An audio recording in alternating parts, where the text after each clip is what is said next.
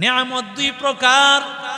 এক প্রকার নিয়ামতের নাম দুনিয়াবি নিয়ামত, বাড়ি গাড়ি নারী সন্তান টাকা পয়সা সবকিছু দুনিয়ার নিয়ামত। আর একটা নিয়ামত হলো আখিরাতের নিয়ামত, নামাজ পড়তে আসা, কোরআন তেলাওয়াত করা, দান সদকা করা, ইলম শিখা, হাফেজ আলেমি সবগুলো হলো আখিরাতের নিয়ামত। আল্লাহ তাআলা বনি ইসরাইলকে দুনিয়ার নিয়ামতও দিয়েছে, আখিরাতেরটাও দিয়েছে। বনি ইসরাইল জাতি আল্লাহ তাআলা তাদেরকে জান্নাতের নিয়ামত দিয়েছেন। কি জান্নাতের নিয়ামত দিয়েছেন ভাই? বনি ইসরাইল জাতি যখন মুসা নবীকে নিয়ে রওনা করেছে, সাগর পাড়ি দিবেন, আল্লাহ ডাক দিয়া বলেন, ও মুসা পয়গম্বর, লাঠি দিয়ে জমিনের ওই সাগরের মধ্যে আঘাত করেন। فقلنا اضرب بعصاك البحر فانفلق فكان كل فرق كالطرد العظيم।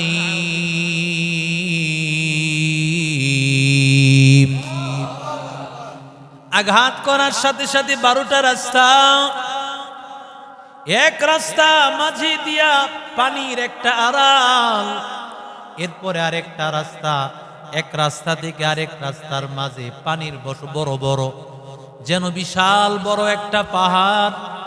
কিন্তু এক পাশের মানুষ আরেক পাশের মানুষকে দেখতে পায়, চলতেছে আর পাশের মানুষকে দেখতেছে। এমন একটা নয়, দুইটা নয়, আল্লাহ 12টা রাস্তা 12টা গোত্রের জন্য করে দিয়েছে। ইয়াকুব নবীর 12টা সন্তান, ওই 12 সন্তান থেকেই বনি ইসরাইল মুসা নবীর 12টা গোত্র। 12 গোত্রের জন্য আল্লাহ 12টা রাস্তা তৈরি করে দেন। মুসা পয়গম্বরের জাতি ওই রাস্তা দিয়া পার হয়ে যায়। আল্লাহ বলেন, আমি এই নিয়ামতটা তোমাদের জান্নাতের নিয়ামত আমি আল্লাহ দান করেছি। 2 নম্বর, সাগর পাড়ি দেওয়ার পর আল্লাহ বলেন, ও মুসা, তোমার জাতিকে নিয়ে অমুক জাতির সাথে লড়াই করা লাগবে। জাতিকে যখন বলেছে বনি ইসরাইল, চলো, আল্লাহ বলেছেন অমুক জাতির সাথে যুদ্ধ করা লাগবে। ওরা বলে, না, ও মুসা যাও, তুমি আর তোমার আল্লাহ মিলে যুদ্ধ করো। নাউজুবিল্লাহ কন্যা কি কয়? কয় তুমি আর তোমার আল্লাহ মিলে যুদ্ধ করো, আমরা করব না। নাউজুবিল্লাহ বলে। রাসূলকে সাহাবায়ে কারামরা বলেছিল, ও নবী, বনি ইসরাইলরা তার নবী মুসাকে যেমন জবাব দিয়েছিল, আমরা সেই জবাব দিব না।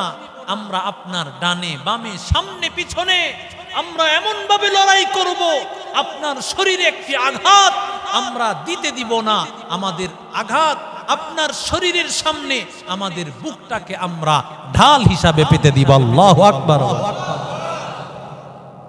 তালহা রাসূলের সাহাবী, দেখেন না, প্রায় 80-র উপরে আঘাত, শরীরের এমন কোন জায়গা নাই যার শরীরে আঘাত হয় না।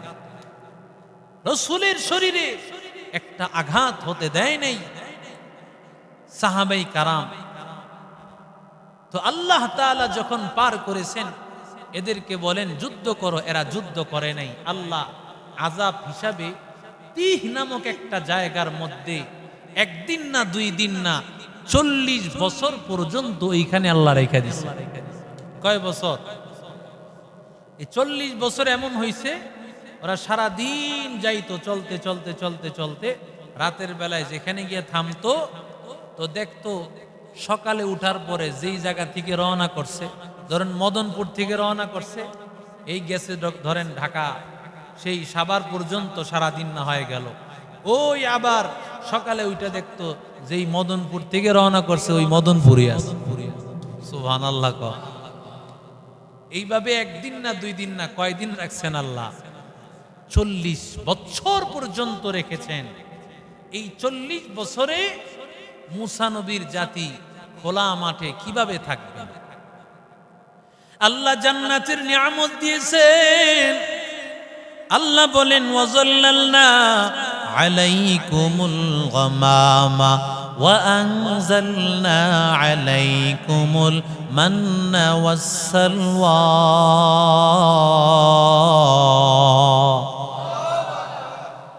আল্লাহ বলেন আমি একটা নিয়ামত আমি দিয়েছি, মেঘ তাদের উপর দিয়েছি। মেঘের ছায়া দিয়া 40 বছর ওরা মেঘের ছায়ার মধ্যে ছিল, সমস্যা হয় না। মেঘের ছায়ার মধ্যে পয়গম্বর মূসার জাতি মেঘের ছায়ার নিচে ছিল। আর শুধু তাই না, ওখানে থাকা অবস্থায় কোথায় ক্ষেত খামারে যাবে, কোথা থেকে তারা খাবারের ব্যবস্থা করবে, আল্লাহ ডাক দিয়া কয় ও বনি ইসরাইল, আমি আল্লাহ তাআলা তোমাদের জন্য আমি আল্লাহ নিয়ামত দিয়েছি। আমি আল্লাহ তোমাদের খাবারের জন্য 2টা বস্তু আমি আল্লাহ দিয়েছি। ওয়া আনজালনা আলাইকুমুল মান্না ওয়াসসালওয়া। 1 নম্বর হলো মান্না, এটা একটা মিষ্টি জাতীয় খাবার। যেমন আলামিন সুইট সেল, আলামিন ভাই মিষ্টি আছে না? এই মিষ্টি জাতীয় খাবার সকালবেলা উঠে দেখতো গাছের পাতার মধ্যে পড়ে আছে। সুবহানাল্লাহ বলে। এটা ফুড পান্ডার খাবার না, অর্ডার দিলে পড়বে। এটা তো আল্লাহ প্রদত্ত এমন ফুড পান্ডা, আল্লাহ তাআলা ডাইরেক্ট জান্নাত থেকে আল্লাহ পাঠাইতে। ওয়ানজালনা আলাইকুমুল মান্না, আল্লাহ তাআলা মান্না নামক আল্লাহ নিয়ামত দিয়েছেন। 2 নম্বর হলো ওয়াসসালওয়া, একটা পাখি। তাফসীরের কিতাবের মধ্যে লেখে কোয়েল পাখির মতো এমন এমন পাখি, পাখির গোশত কিন্তু স্বাদ আছে, আছে না? আল্লাহ তাআলা এই পাখি ভুনা করে করে বনি ইসরাইল জাতির কাছে আমার আল্লাহ তাআলা 2 ধরনের খাবার আল্লাহ তাদের কাছে পাঠায় দিত। এটা তো জান্নাতের নিয়ামত, ঠিক না বে ঠিক? এগুলো জান্নাতের। বান্দা চাইবে আকাশে উঠতেছে পাখি, সাথে সাথে মনে চাইবে মা তাশতাহি আনফুসুকুম, মনে চাওয়া দেরি হবে, তার সামনে ভুনা হয়ে আসতে দেরি হবে। আল্লাহ কয় তোমাদেরকে ওই নিয়ামত দিয়েছি। এরে নবীর আশিক উম্মতের দল, আল্লাহ তাআলা শুধু বলেন তাই না, তোমরা এই তিহ ময়দানে থাকার পর পানি পাইবা কিভাবে? পানির দরকার আছে না নাই? কারণ আসমান থেকে 2 ধরনের খাবার, পানির তো দরকার আছে খাবার, এবং পানির দরকার আছে পানি কিভাবে দিবে?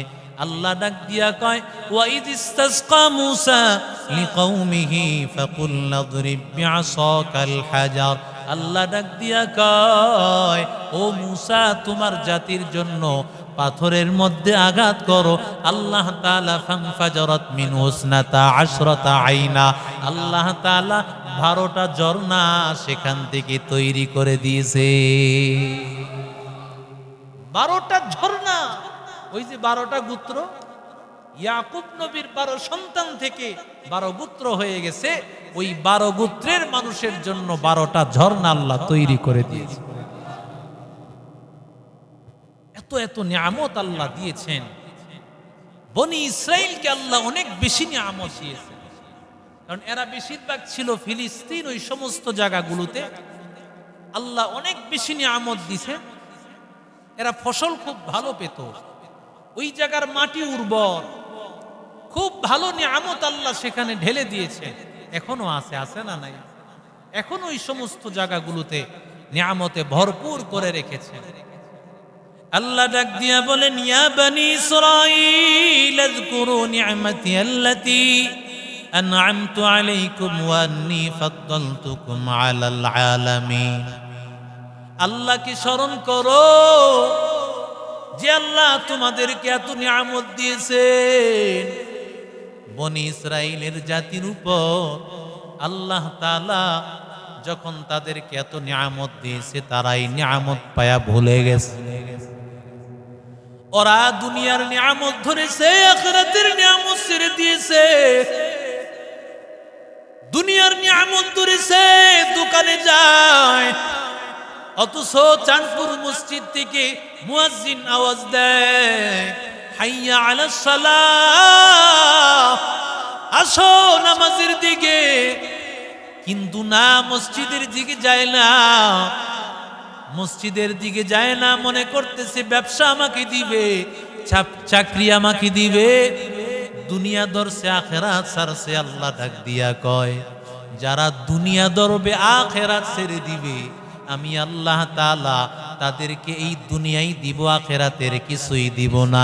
আর দুনিয়া আমি আল্লাহ পুরা দিব না, সামান্য দিব, আখেরাতে কিছুই তারা পাবে না। কারণ দুনিয়াতে যা চায় তা পায়নি। কথা কন না কেন? ওই যে ঢাকার প্রাণকেন্দ্র বেইলি রোডে আগুন, আগুনের মধ্যে ব্রাহ্মণবাড়িয়ার এক পরিবারের 5 সদস্য ইটালিতে পাড়ি জমাইবেন, মনে বড় শান্তি, অভাব থাকবে না, অভাব দূর হয়ে যাবে, বাড়ি গাড়ির মালিক হয়ে যাবে, মনে বড় আশা। মনের আশা নিয়ে পরিবারের 5 জন সদস্য নিয়ে কাচ্চি বাইতে গিয়েছে। কিন্তু আল্লাহর কুদরত, আল্লাহ কইরে গোলাম, তোর আশা দুনিয়াতে পূরণ হবে না। আমি আল্লাহ দুনিয়া আশা পূরণ করার জায়গা রাখি নাই। দুনিয়ায় চাইলে কিছু পাওয়া যায়, আমি আল্লাহ পুরাপুরি দেই না। পুরাপুরি দেওয়ার জায়গা একটা জায়গা, সেটা কোথায়? জোরে কও। আখিরাত ছাড়া দুনিয়াতে কেউ পুরাপুরি পাবে? কথা বলেন। দুনিয়াতে কেউ পুরা পাবে না। এরে নবীর আশিক উম্মতের দল, আল্লাহ তাআলার দেওয়া নিয়ামত পায় যখন তারা নিয়ামত ভুলে গেছে, আল্লাহ বড় নারাজ। নারাজ হইয়া আল্লাহ জালেম শাসক বুখতে নাসর, পৃথিবী শাসন করেছে 4 জন, পুরা পৃথিবী শাসন করেছিলেন 4 জন শাসক, 2 জন মুসলমান, 2 জন অমুসলিম। মুসলমান শাসকের একজন পয়গম্বর সুলাইমান, আর একজন হলো বাদশাহ জুলকারনাইন। আর কাফের মুশরিক 2 জন বাদশাহ, একজন হলেন বুখতে নাসর, আর একজন হলো নমরুদ। গোটা পৃথিবী শাসন করেছেন 4 জন শাসক, এর মধ্যে একজন হলেন বুখতে নাসর। জালেম একজন শাসক আল্লাহ পাঠায় দিয়েছেন। কেন বান্দা? কারণ আল্লাহ যেই জাতির উপর আল্লাহ নারাজ হন, ওই জাতির উপর আল্লাহ জালেম বাদশা চাপায়া দেয়। কথা কন না কেন? সবকিছুর আগে তো আমরা দায়ী।